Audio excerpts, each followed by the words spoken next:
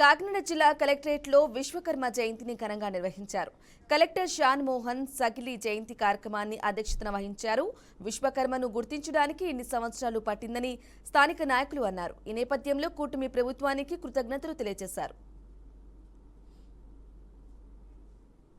September 17 అనగా ఈ రోజు యావత్ మానవాళిని సృష్టించినటువంటి జగద్గురు విశ్వకర్మ భగవానుడి యజ్ఞ మహోత్సవము అనగా జయంతి కార్యక్రమంని కేంద్ర రాష్ట్ర ప్రభుత్వాలు అధికారికంగా ప్రకటించడం యావత్ మానవాళికి కూడా చాలా శుభదాయకంగా మేమందరం భావిస్తున్నామండి.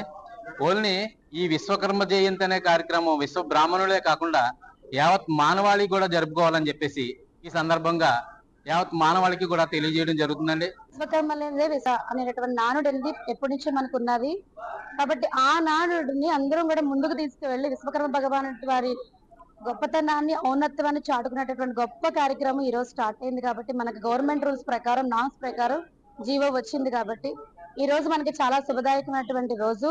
మన పుట్టుకతో ఎలా అయితే శుభదాయంగా మనం అనుకుంటాము, ఈ రోజు మనందరం కూడా మరుజన్మ పుట్టినట్టు మనం అందరం లెక్క వేసుకొని ఆ విధంగా ముందుకు వెళ్ళి మన ఔన్నత్వాన్ని చాటుకొని మనకి ఏమైతే కావాలో బీసీ కార్పొరేషన్ నుంచి మన వెనకబడిన కులాలు గాని మన చుట్టూ ఉన్నటువంటి బీసీ వర్గాలు ఎవరినైనా సరే మనం విశ్వకర్మనే కాకుండా విశ్వకర్మ జాతనే కాకుండా ప్రతి ఒక్క బీసీ కార్పొరేషన్ నుంచి కూడా అట్టడుగు స్థాయిని కూడా ముందు తీసుకెళ్లి బలోపేతం చేసి అలాంటి ప్రయత్నాన్ని ఈ రోజు నుంచి మేము మహాయజ్ఞంగా మేము తీసుకుంటామని చెప్పేసి ఈ యొక్క విశ్వకర్మ కాకినాడ జిల్లా సంఘం తరపు నుంచి మేము అందరం కూడా మనస్ఫూర్తిగా మనసా వాచ కర్మ దీని యొక్క నానుడిగా మేము పెట్టుకొని ఈ రోజు ముందుకు వెళ్తామని అనేది భావిస్తున్నాము.